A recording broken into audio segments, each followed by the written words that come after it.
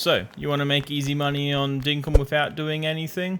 Well, this is the video for you. Stick around and find out how much we actually really make by doing sweet F-all. Now, for the start off of this, you're going to need a fair bit of land, so find a nice bigger land. I suggest probably an island, and just flatten it out. Shouldn't take you too long.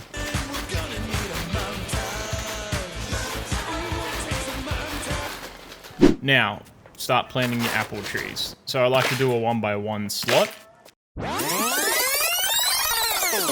Alright, so I planted a total of 200 trees, so that's 8 rows of 25. Doesn't take too long.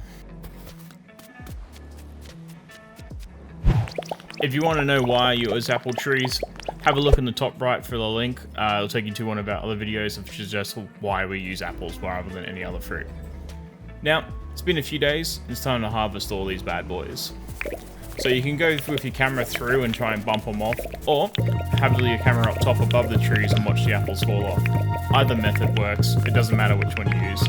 Then you can just run through your orchards, hold right mouse button, and then pick up all the apples easily. You don't have to keep spamming it. Alright, 800 apples done.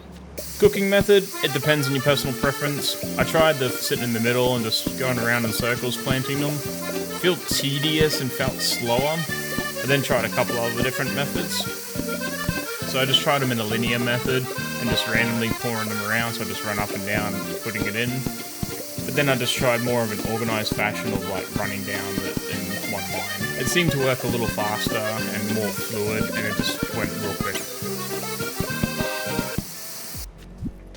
Alright, 800 cooked apples done.